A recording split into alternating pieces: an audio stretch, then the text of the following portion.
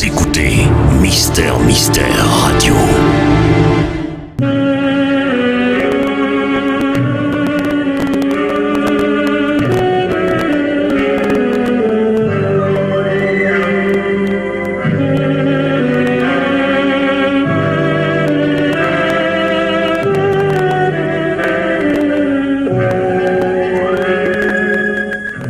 À tous les amateurs d'extraordinaire et d'imprévu, à toutes celles et à tous ceux qui lisent le journal aussi pour y trouver des histoires, Pierre Véry et Maurice Renaud présentent Faits divers, une émission réalisée par Pierre Billard.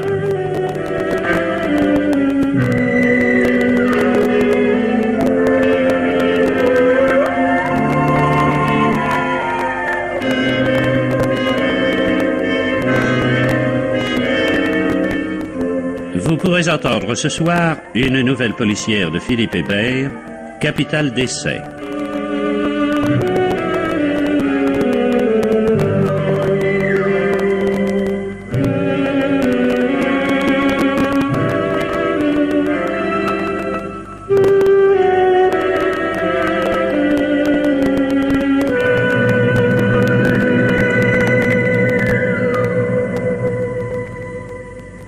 Ainsi que cela s'est produit à plusieurs reprises, il ne m'est pas possible de vous lire dès maintenant le fait divers qui a servi de point de départ à Philippe Hébert pour sa nouvelle Capitale d'essai que nous allons avoir le plaisir de vous faire entendre ce soir.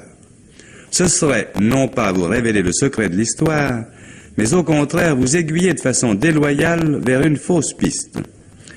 L'astuce de l'auteur a consisté, en effet, à imaginer une solution diamétralement opposé à la réalité rapportée par le fait divers. Je vous lirai donc ce fait divers seulement après que vous aurez entendu Capital d'essai. Pour la même raison, tout commentaire de ma part risquerait de trahir le mot de l'énigme savamment agencé par Philippe Hébert. Je me bornerai donc à exprimer l'espoir que vous entendrez cette histoire dramatique avec autant d'intérêt que nous éprouvons de plaisir à vous la présenter. Veuillez écouter Capital d'essai.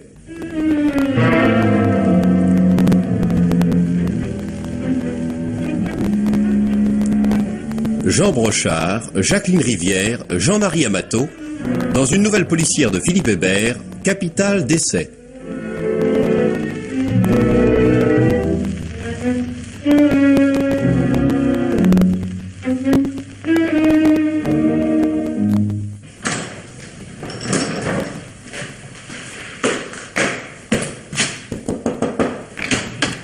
Madame Salvin, s'il vous plaît. 4e gauche au-dessus de l'entresol. Merci.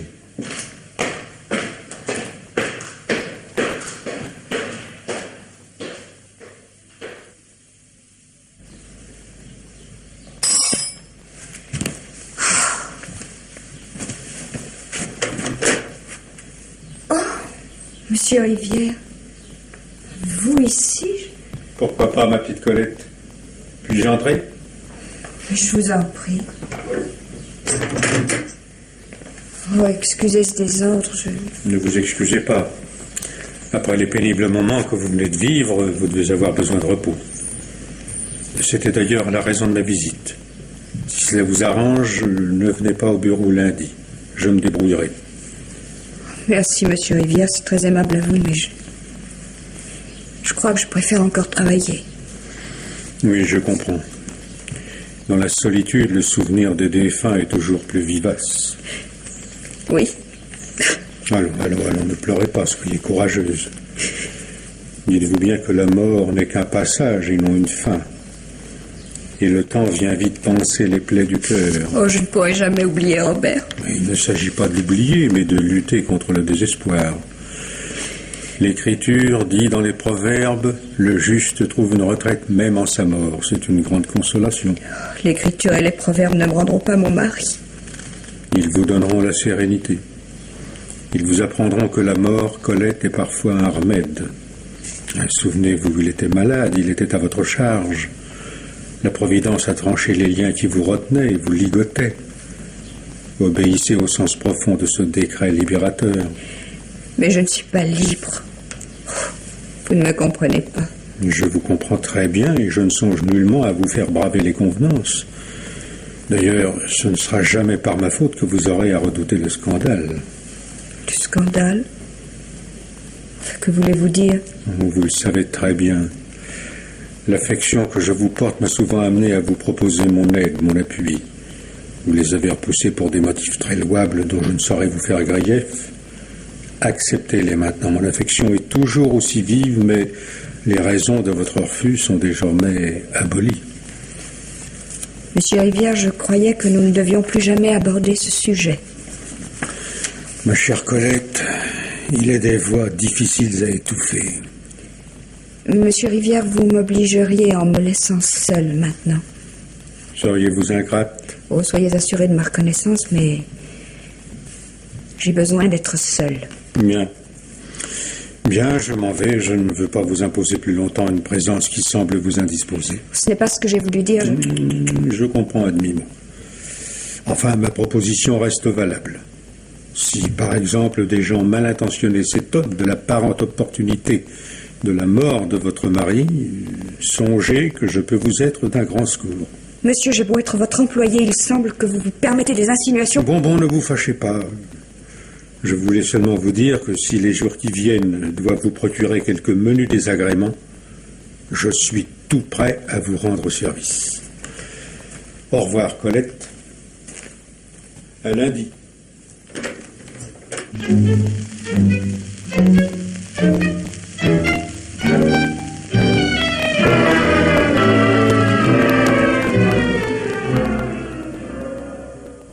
Le commissaire Grasset.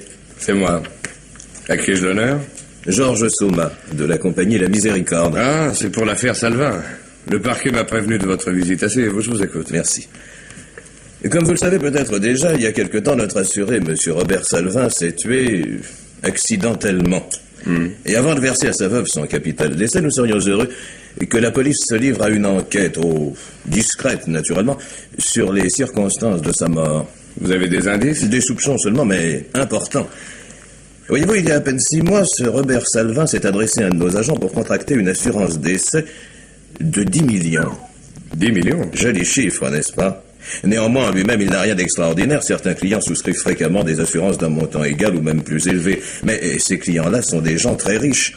Or, ce Robert Salvin ne l'était pas. Il ne travaillait pas. Pour tout dire, il était sorti de Sanat depuis 6 mois et se reposait chez lui. Les seules ressources du ménage venaient de sa femme, secrétaire particulière d'un petit industriel. Et il a payé sa première prime? Rubis sur l'ongle. Et croyez-moi, elle constituait une belle somme. Car je vous l'ai déjà dit, il avait été très malade. Évidemment, nos médecins avaient conclu à la stabilisation de son état. Mais sa guérison définitive, sinon improbable, s'avérait pour le moins lointaine et hasardeuse. Or, vous le savez sans doute, le montant des primes est calculé suivant un barème qui tient compte de l'âge et de l'état de santé de l'assuré. En somme, si je comprends bien, vous trouvez, disons, curieux qu'un individu dont les revenus sont modestes souscrive une assurance aussi forte et que presque aussitôt le contrat signé, le dit individu décède subitement. Exactement. Aussi, nous soupçonnons, je dis bien nous soupçonnons, car nous n'avons aucun élément nous permettant d'accuser formellement quiconque. Nous soupçonnons donc une machination. Un crime? Je n'ai pas dit ça, mais l'hypothèse ne peut être exclue. Eh bien, cher monsieur, comptez sur moi, nous allons examiner cette affaire. Au nom de la compagnie, je vous remercie, commissaire. Au revoir, commissaire. Monsieur. Qu'est-ce que tu en penses, Leblanc? Eh bien, je pense qu'ils ont un fameux flair dans cette compagnie. Pourquoi? Vous avez vu le dossier que le parquet nous a fait parvenir? Non, pas encore. Eh bien alors, lisez cette lettre qui y est jointe. Monsieur le procureur, une supposition que vous trouviez la mort de Robert Salvin un peu étrange. Demandez des explications à la veuve joyeuse. Et naturellement, c'est pas signé. Ouais. Une fois de plus, on cherche la femme, commissaire. Ouais. Tu sais, les lettres anonymes... Enfin, cherchons la femme, comme tu dis.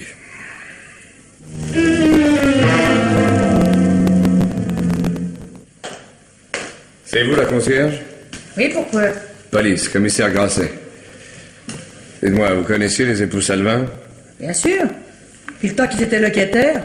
Oh, un si brave homme, monsieur Salvin. J'ai bien eu de la peine pour sa dame. Elle l'aimait tant.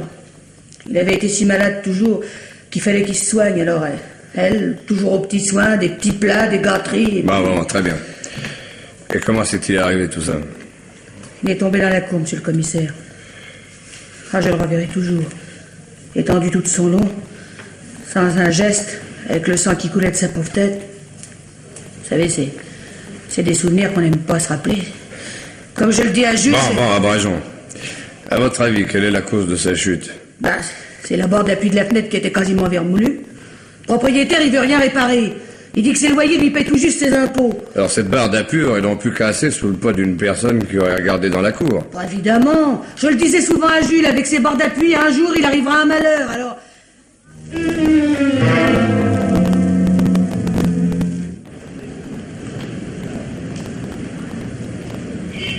Alors Leblanc et les voisins? Ils n'ont rien entendu. Apparemment, Salvin était seul dans sa chambre. Bon, nous allons interroger Madame Salvin à son bureau. Et puis on examinera cette barre d'appui.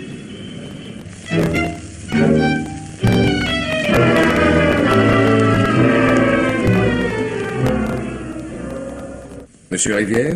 Lui-même? Commissaire Grasset. Monsieur Rivière, vous employez bien une dame Salvin? Mais oui, commissaire, c'est ma secrétaire. Je voudrais lui poser quelques questions, c'est possible? Mais certainement, commissaire. Je l'appelle? Non, pas tout de suite. Vous étiez ici quand Madame Salvin a appris la mort de son mari? Plus exactement, j'en ai été informé par téléphone. Et quand Madame Salvin est arrivée, j'ai eu la douleur de lui apprendre cette pénible nouvelle. Ouais. Elle était donc absente au moment de la communication téléphonique. Mais oui. Vous êtes bienveillant avec votre personnel, monsieur Rivière. Car si mes souvenirs sont exacts, l'accident a eu lieu pendant les heures de bureau. Exact, mais ce jour-là, j'étais allé acheter des diamants. Pour la bijouterie? Non, commissaire, mes diamants ne sont pas destinés à la parure féminine, mais à des fins industrielles. D'ailleurs, si vous avez une minute, je vous montrerai comment mes ouvriers montent une polisseuse avec de la poudre de diamant. Mais pour en revenir à votre histoire, les jours d'achat, je laisse une certaine liberté à ma secrétaire. Elle sait à quelle heure je dois rentrer et s'arrange pour être là. Je ne lui en demande pas plus.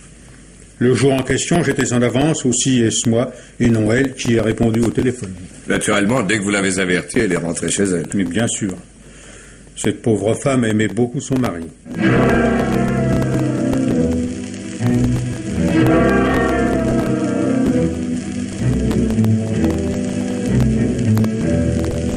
Comment avez-vous été informée de l'accident, Madame Salvin? J'étais ici. On m'a téléphoné. C'est donc vous qui avez pris la communication? Mais oui, comme toujours. Et vous vous êtes immédiatement rendu sur les lieux? Immédiatement. Votre appartement a combien de pièces? 3. Et la cuisine. Mais vraiment, je ne vois pas... Pas d'escalier de service? Non. Enfin, ou plutôt si. Mais vous savez, on ne s'en sert jamais. Il faudrait passer par la rue qui est derrière. Et il donne probablement dans la cuisine. C'est ça. À votre avis, quelle a été la cause de l'accident? Mais la barre d'appui, vous ne le saviez pas? Je m'informe, madame. Je m'informe. Il ne faut rien négliger.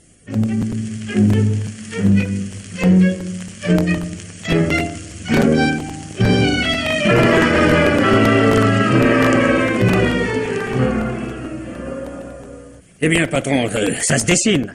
La femme a fait le coup. Elle est revenue chez elle en prenant soin de passer par l'escalier de service pour qu'on ne la voie pas rentrer. Une fois arrivée, elle amène son cher époux sous un prétexte quelconque devant la fenêtre, et là, hop, en bas. Elle n'a aucun mal puisqu'il est plutôt faiblard et qu'il ne se méfie pas. Et puis cette belle action accomplie, elle revient à toute vitesse au bureau pour attendre les nouvelles. Mais pas de chance, le patron était là. Ouais, ça tient debout. Alors, on l'arrête. Mon petit Leblanc, les hypothèses, c'est très joli. Mais il faut pas immédiatement crier victoire dès qu'un petit indice nous tombe dans le bec. Alors, pour l'instant, tu vas vérifier si Colette Salvin a oui ou non reçu le coup de téléphone. Et après? Après, nous verrons.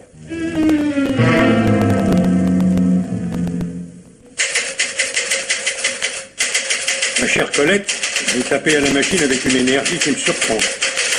Seriez-vous tracassée par cette visite de la police?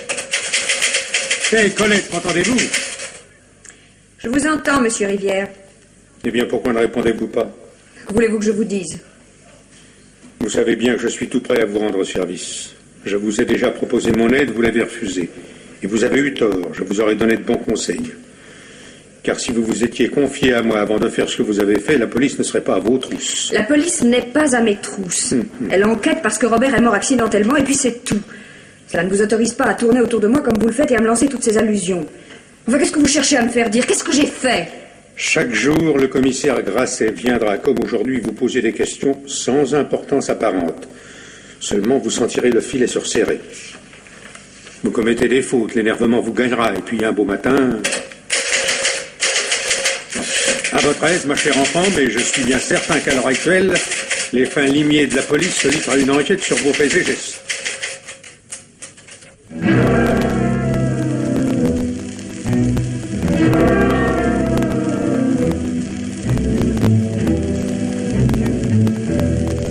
Alors, vous ne savez pas? Mais non, monsieur l'inspecteur, comment voulez-vous que je sache? Dans ces cas-là, on ne sait plus ce qu'on fait. Je me souviens que j'ai dit, il faudrait téléphoner à Mme Salvin, quelqu'un a dit j'y vais, et puis c'est tout. Vous savez, quand vous voyez un type allongé comme ça dans votre cour, il y a de quoi plus se souvenir de rien.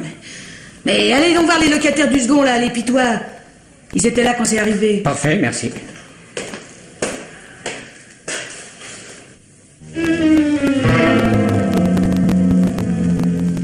Essayez de rassembler vos souvenirs, monsieur Pitois. Était-ce une voix d'homme ou de femme qui vous a répondu? Ça m'ennuie de vous répondre carrément. Je voudrais pas me tromper. La communication n'a pas été longue. Oui. J'ai raconté ce qui s'était passé. Là-bas, on ne répondait que par oui ou par non. J'avais bien demandé Madame Salvin, mais savoir si c'était elle...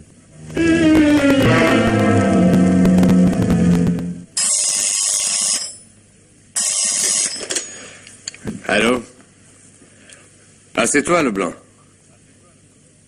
Bon. Alors, en fin de compte, on sait toujours pas qui a reçu le coup de fil. Bon.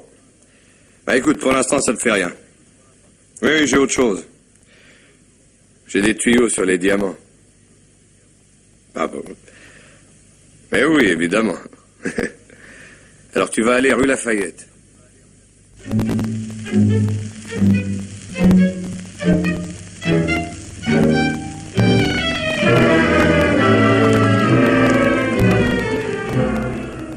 Monsieur Sutter, êtes-vous en relation commerciale avec les établissements Rivière? Mais oui, inspecteur, je connais très bien Monsieur Rivière. Il vient de temps en temps me vendre des diamants. Et comment se fait-il que vous, diamantaire, soyez intéressé par des pierres à usage industriel? En fait, monsieur, celles qu'il m'apporte ne sont pas des pierres industrielles. Ah bon? Dans les envois de diamants qu'il reçoit du Congo, de l'Ubangi, diamants bruts, n'est-ce pas? Il se glisse de temps en temps une gemme qui, débarrassée de sa gangue, peut orner un beau bijou. Dans ces cas-là, monsieur Rivière préfère me vendre ces pierres que de les briser à des fins industrielles. Oui, je vois. Est-ce monsieur Rivière qui vous les apporte? Presque toujours, quoique ce secrétaire l'ait parfois remplacé. Cela représentait-il une grosse valeur? Si l'on veut, oui. Oui, c'est-à-dire une bonne somme. Et, naturellement, vous établissez une facture. Ah, voyons, inspecteur, oui. Alors, jamais la moindre petite vente sans facture? Vous pensez, inspecteur, avec tous ces contrôles? Tiens, c'est curieux. Oui, je m'étais laissé dire que bien des bijoutiers, pas tous, préféraient acheter leurs diamants plus cher même que le prix taxé, lorsque leur fournisseur acceptait de les vendre sans facture. Ah, évidemment, ça arrive, n'est-ce pas? Et à vous, jamais. Oh. Voyons, monsieur Sutter, je ne suis pas le contrôle économique. Oui, ça restera entre nous, je vous le promets. Eh bien, monsieur, enfin, oui, ça m'arrive, mais jamais avec monsieur Rivière. Ah bon? Et avec sa secrétaire? Parfois, oui. Bon, eh bien, je vous remercie, monsieur Sutter. Merci.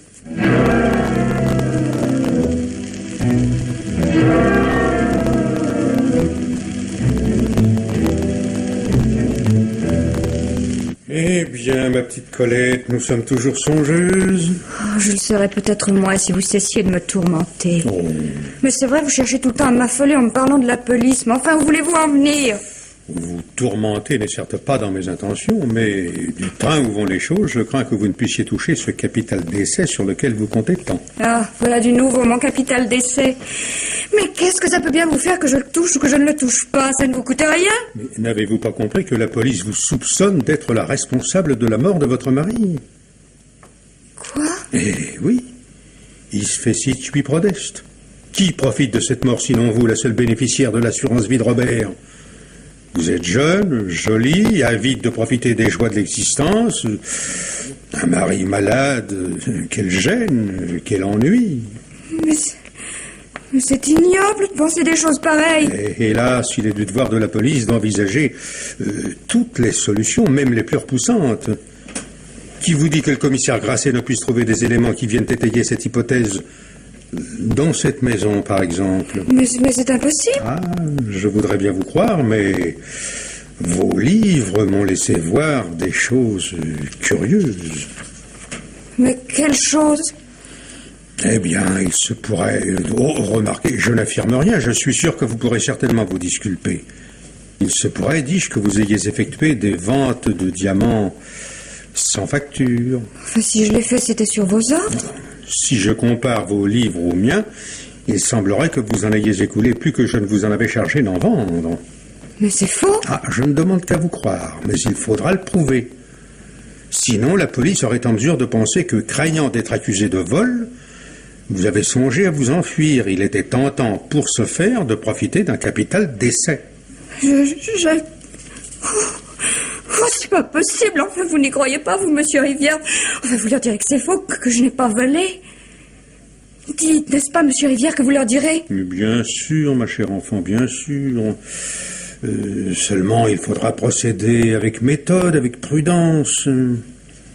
Tenez, voilà ce que nous allons faire. Il s'agit, premièrement... Mais d'abord, venez ici. C'est ça. Oui. À côté de moi.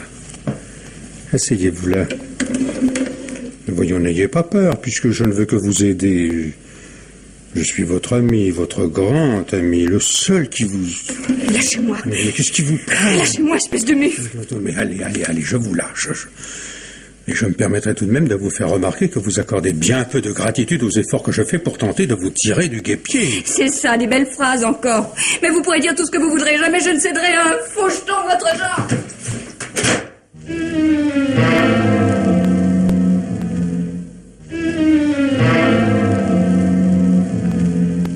Mais enfin, patron, cette femme, qu'est-ce que vous attendez pour l'arrêter? Des preuves, Leblanc, tout simplement. Ah oui, évidemment, elle seule profite de la mort de son mari, d'accord. Mais si toutes les fois qu'un mari claque, il fallait arrêter la veuve... Et les compagnies d'assurance feraient fortune. Mais non, elles feraient faillite. Car si les gens se disaient que les compagnies ne paieront pas, ils souscriraient plus d'assurance. Non, j'essaye de comprendre cette femme, me mettre à sa place, m'imaginer dans cette situation. Mais ça colle pas. Cette Colette Salvin ne se conduit pas comme une criminelle. D'abord, un criminel aurait essayé d'avoir un bon alibi. Elle, non, c'est vaseux, ça peut être vrai comme ça peut être faux. Oui, il faut reconnaître que les innocents ont généralement le monopole des alibis invérifiables. Et pourtant, si ce n'est pas elle, qui est-ce? Ben, tout est là.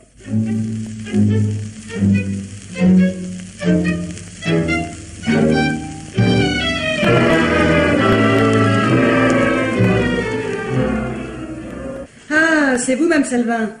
Eh ben, qu'est-ce qu'ils vous veulent, les policiers? Oh, ils font leur métier, il faut toujours qu'ils regardent partout. Ah, n'empêche que c'est bizarre, Mme Salvin. Des choses comme ça vous donne à penser. Ils viennent jamais pour rien. Sans vouloir vous offenser, il serait passé quelque chose chez vous qu'ils agira pas autrement. Occupez-vous de ce qui vous regarde, Madame Collat.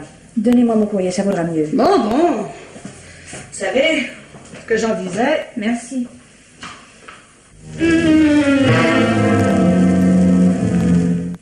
Tiens, Madame Salvin.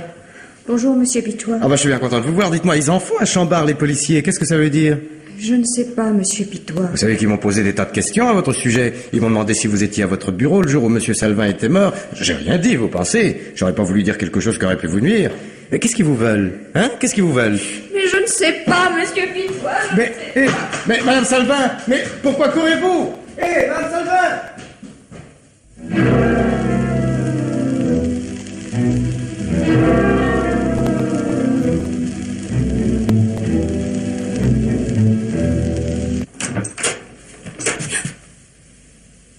Vous étiez là. Oui, je vous attendais, votre porte n'était pas fermée. Il semblerait que vous avez des ennuis avec la police. Mais qu'est-ce que vous voulez encore? Mais je voudrais pouvoir vous aider. Oh, on la connaît, votre pitié. Écoutez, ma petite Colette, vous m'avez dit des choses très dures et injustes, je veux les oublier. Laissez-moi vous parler sans vous laisser emporter par votre caractère impulsif. Vous verrez combien vous vous méprenez à mon égard. Oh, allez, mais faites vite. Faisons le point, d'abord. Votre mari meurt dans des circonstances, disons, regrettables. Enfin, regrettables pour vous, naturellement, Et regrettable aussi quant à leurs conséquences. Mais qu'est-ce que vous voulez encore insinuer? Ne m'interrompez pas, vous serez gentille. La police, donc, à tort ou à raison, vous soupçonne en tant qu'unique bénéficiaire de ce décès d'en être également la responsable. Pour vous disculper, il vous faut un alibi. Mais j'étais au bureau. Et c'est vous qui le dites.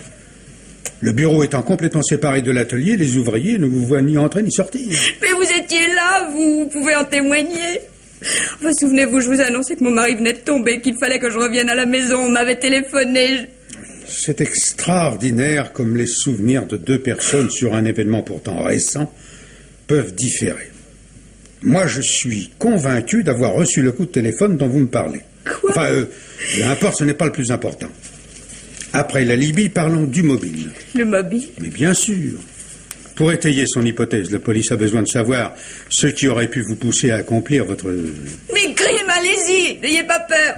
La police pourrait aisément trouver un mobile dans ces ventes de diamants que vous auriez effectuées à mon insu. Mais c'est faux, je n'ai jamais... Enfin, vous le savez bien. Mais moi, je ne demande qu'à vous croire. C'est comme pour votre alibi. Je ne vous veux que du bien, Colette, mais la police, elle... La police n'est pas sentimentale, elle n'est pas comme moi. Oh, assez, vous m'écœurez, je ne veux plus vous voir, vous m'entendez? Je ne veux plus vous voir. Mais voyons, c'est raisonnable. Colette, où allez-vous? Elle est folle.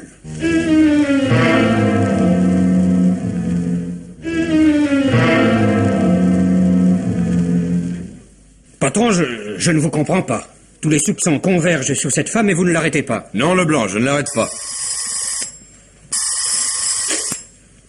Allô, oui? Ici Grasset. Ah? Bon, merci. Colette Salvin a disparu. Ah, vous voyez, maintenant il est trop tard. Non, mon petit vieux, maintenant il est juste l'heure. Elle n'ira pas loin. Surveille les garnis et tu me la ramèneras bientôt, j'en suis sûr.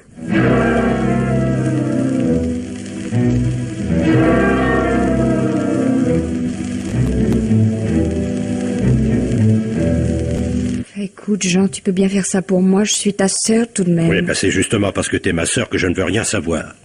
D'abord, je suis pas l'armée du salut. Ensuite, c'est bien fait pour tes pieds. Je t'avais dit à maman aussi que tu ne devais pas épouser ce Robert Salvin. Eh ben maintenant, si t'es dans la mélasse, tu l'as bien voulu. Ah, la famille, elle a bon dos. Quand ça va bien, on la laisse tomber, et puis dès que ça flanche, on revient la bouche en cœur, hein. Eh ben, ce serait trop facile. Mais puisque ce n'est que pour peu de temps... Je t'ai dit non, c'est non.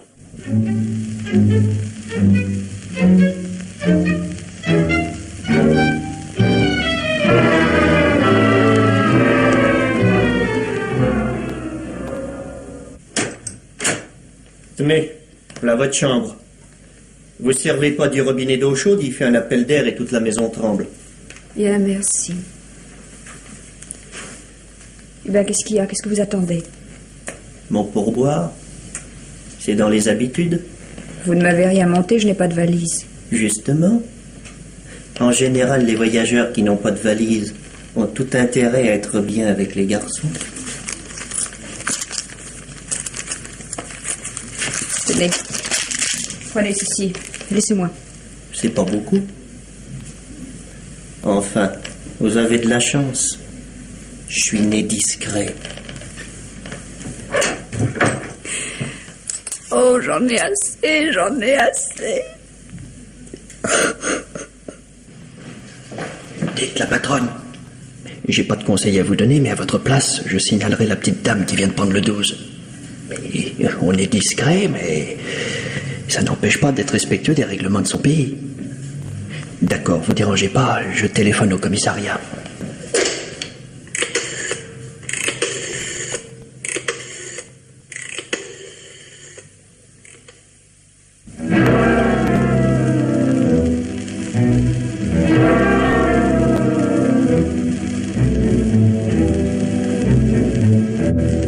Eh bien, Madame Salvin, qui aurait pu croire que vous iriez vous retirer dans un hôtel pareil? Qu'alliez-vous faire dans ce bouge? J'avais besoin d'être seule. Et vous ne pouviez pas trouver cette solitude chez vous? Si, mais... Il y plane trop de souvenirs pénibles, n'est-ce pas? Des remords, peut-être.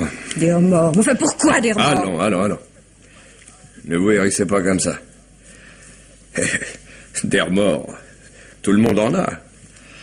Dans chaque maison, il y a un squelette dans un placard, comme disent les Anglais. Qu'est-ce que vous cachez dans votre placard, Madame Salvin? Mais rien. Vous connaissez M. Sutter? Bien sûr, commissaire, c'est un client de M. Rivière. Vous savez que vous l'avez mis dans une pénible situation. On l'accuse de recel. De recel, mais pourquoi? Alors ne faites pas l'enfant. Vous savez bien qu'il a acheté des marchandises volées, des diamants, pour tout vous dire. Il faudrait l'aider à prouver sa bonne foi. Cela ne me regarde nullement. Allons donc, c'est vous qui lui avez vendu ces diamants volés. C'est faux! C'est vrai, nous en avons les preuves. C'est M. Rivière qui vous l'a dit? Non, c'est pas M. Rivière qui nous l'a dit. Nous avons fait notre enquête nous-mêmes, comme des grands. Vous aviez besoin d'argent, vous avez commencé par voler des diamants et puis vous avez fini par le crime. Allez, avouez tout de suite, ça vaudra mieux pour vous. Mais je n'ai rien fait, je vous jure que je n'ai rien fait. Où étiez-vous quand votre mari est tombé? Au bureau. Désolé, mais personne ne vous y a vu. Oh. Je vais vous dire ce qui est arrivé. Vous vouliez toucher le gros paquet. Pour ça, vous avez fait souscrire à votre mari une assurance vie. Mais vous ne pouviez pas payer la prime. Il ne travaillait pas, et ce n'était pas votre salaire de dactylo qui vous le permettait. Alors, pour y arriver, vous avez volé des diamants. Avec ça, vous avez payé, et puis après, votre mari, hop, dans les limbes. Osez dire que ce n'est pas vrai, osez le dire, hein? Ce n'est pas vrai, ce n'est pas vrai. La prime, nous l'avons payée avec un héritage. Et je n'ai pas tué Robert, je ne l'ai pas tué, je ne l'ai pas tué. Alors, prouvez-le. Non. Vous ne le pouvez pas. Mais si... Vous le pouvez, je le sens, j'en suis sûr. Laissez-moi, je vous en supplie. La preuve est dans votre sac, vous le serrez comme une bouée de sauvetage. Et lié, je le lis dans vos yeux. Donnez-le-moi. Le blanc. Oui. Passe-moi le sac de madame. Non. Voilà. Merci. Voyons un peu. Ah. Une lettre. Non. Si, c'est bien ce que je pensais. C'était si simple, madame. Je vous remercie. Leblanc, veux-tu reconduire Madame Salvin à côté? J'ai encore quelqu'un à recevoir. Et après, nous en finirons. Suivez-moi, madame.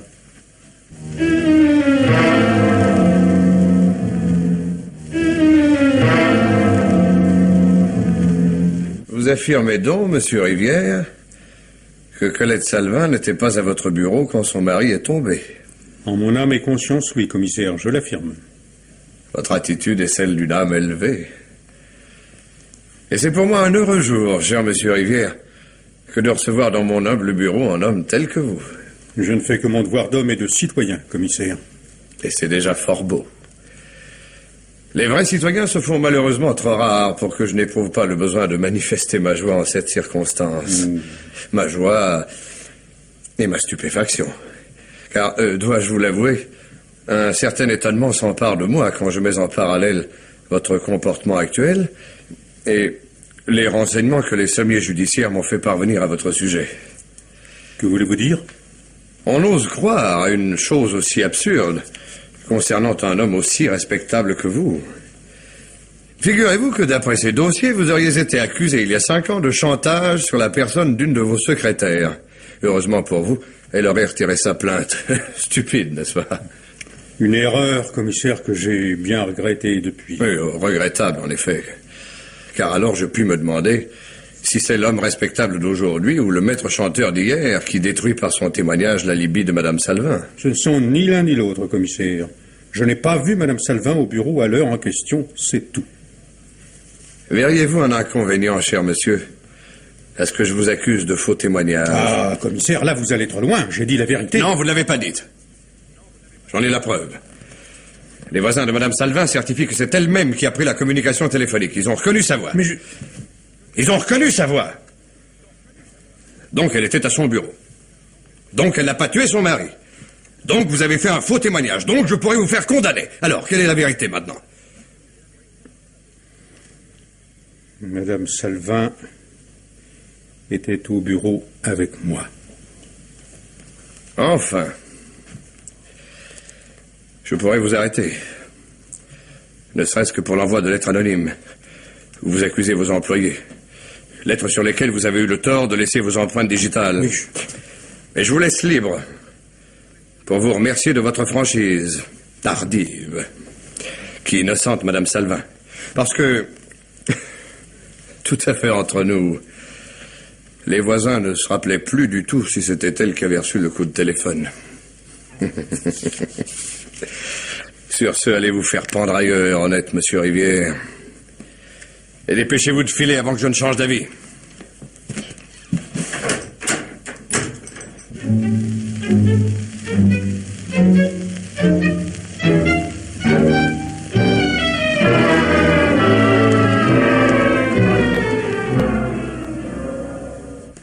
Tout ça, c'est très joli, patron, mais si vous éliminez tous les suspects, il ne vous restera plus un seul coupable.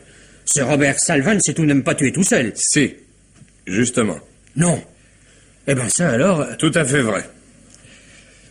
Tu vois, Colette Salvin travaillait dans des conditions impossibles. Elle devait faire vivre son mari et pour ça supporter les assiduités de son patron, cet affreux Rivière. Ça n'explique pas la mort de Salvin. J'y arrive. Salvin savait tout ça. Et il avait honte d'être perpétuellement à la charge de sa femme. Imagine un peu ce pauvre homme malade, cloîtré dans sa chambre, oisif, inutile, et sachant Colette en but aux propositions de son patron. Oui, pas drôle, évidemment. Alors l'idée du sacrifice germe en lui. D'un seul coup, il libérera sa femme de sa présence, qu'il croit insupportable, et il lui laissera un capital pour refaire sa vie. Grâce à un héritage, il paye la première prime, et puis il se suicide. Mais c'est du mélo, presque. De plus, avant de sauter, il écrit de sa main, et il signe une lettre annonçant et expliquant sa décision. C'est cette lettre que Colette cachait dans son sac. Lettre inachevée, d'ailleurs. Tiens, regarde. Oui. Il y a un début de post-scriptum. Ma Colette adorée, je voudrais surtout que tu saches. Salvin n'a pas terminé sa phrase. On ne saura jamais ce qu'il voulait que sa femme sache. Mais pourquoi n'a-t-elle pas montré cette lettre? Ça arrangeait tout. Et l'argent? Tu oublies l'argent? Il y a une clause dans les contrats d'assurance au terme de laquelle, en cas de suicide conscient, tu m'entends bien? Oui, oui. Donc la folie est exclue. Le capital versé est soumis à des réserves mathématiques, ce qui revient à dire que la somme à percevoir est réduite à peu de choses. Cette clause est valable pendant 2 années après la signature du contrat. En lisant la police, Colette Salvin s'en est aperçue. Oui, je comprends, la pauvre fille était coincée. On l'accusait du meurtre, et sa seule défense, cette lettre, se retournait contre elle du point de vue de l'assurance, puisqu'elle prouvait le suicide de son mari. Ouh, drôle de situation. Oui, enfin, oui. Quand je dis drôle, c'est... Et ce salaud de Rivière en profitait pour la faire chanter. Enfin, voilà ses misères finies. Elle va pouvoir se refaire une vie.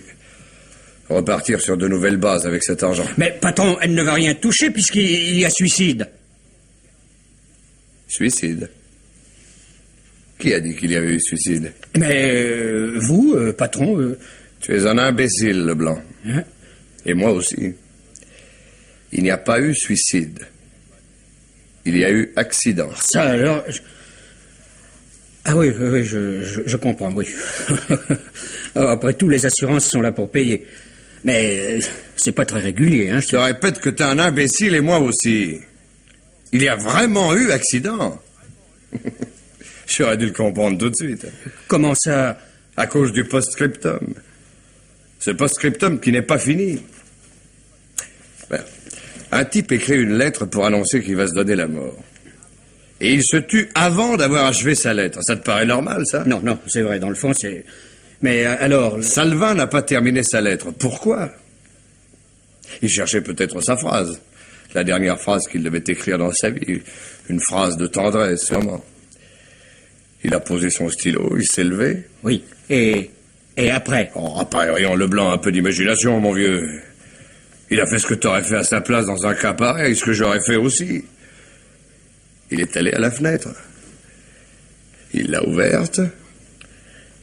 Il a voulu jeter un dernier regard à ces murailles tristes entre lesquelles il avait vécu sa pauvre vie. Jeter un regard vers le ciel. Et aussi un regard vers la cour. Vers ces pavés sur lesquels il allait s'écraser tout à l'heure. Il s'est penché. Et... rappelle-toi les déclarations de la concierge, la vétusté de la barre d'appui de la fenêtre. Ah! La barre a cédé. Voilà. Et Salvin a fait le saut sans l'avoir voulu. Enfin, un peu plus tôt qu'il l'aurait voulu. Et peut-être qu'en se sentant tomber, ce pauvre type qui avait résolu de se suicider a essayé, qui sait... de se raccrocher pour pas mourir. Accident, je te dis. Le post-scriptum le prouve, c'est évident. Évident, oui, mais il fallait y songer. Patron, chapeau. Oui, ça va, pas de pommade. Allez, va chercher Madame Salvin, que je lui explique ça, elle le mérite bien. Oui, tout de suite. Mais dites le tripatouillage des livres de caisse, là, les diamants, les... Une invention de Rivière pour la faire chanter plus fort. Et va la chercher, je te dis. Madame Salvin, si vous voulez venir.